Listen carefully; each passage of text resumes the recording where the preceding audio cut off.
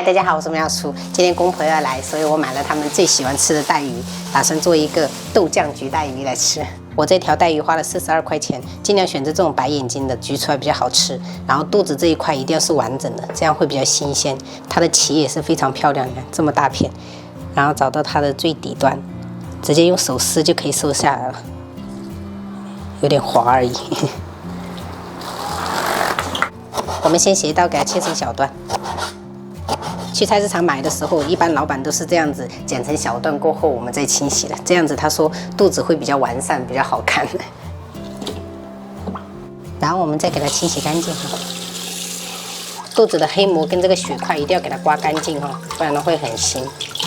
像这样处理会比较干净。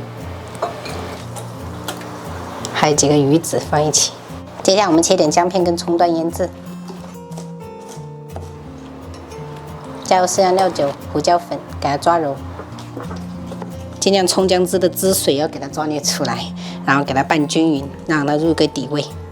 给它腌制10分钟左右。准备多一点的葱姜蒜，我们切小粒。然后我买的是这种干葱头，如果没有的话，你们就买那种洋葱也可以哈。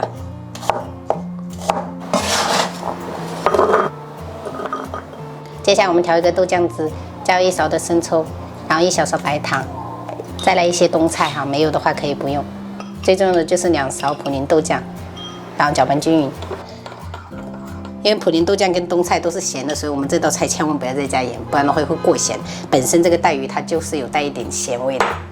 刚才剩下的葱绿我们给它切断，然后1小块红椒我们切条。砂锅烧热，我们倒一些食用油。接着我们加入一些猪油哈，这样混着焗会比较香。融化以后，我们下入料头炒。炒这个料头的时候，火不要开得特别大，就是中小火慢慢给它炒，把那个香味给它炒出来。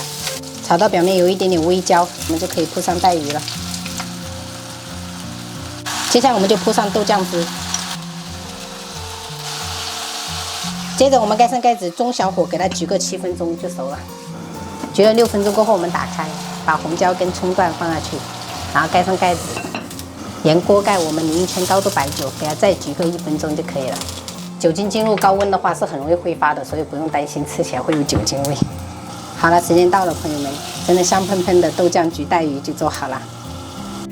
每次公公来都要给我们买好多的水果，这是小孩子爱吃的，哎，还有我爱吃的西梅、冬枣，我女儿爱吃的。太好了！今天晚上做了一个萝卜排骨汤，然后香煎石头蟹，还烤了一点贝贝南瓜。这是白灼豆芽，爆炒了牛肉粒，还有豆酱焗带鱼。我们今天晚上就这样吃。来，爷爷奶奶带你们出去玩了哈。你抄一下。带你们出去玩。你作业做好了吗，宝贝？做好了。爸爸，那爷爷，等一下你不要走。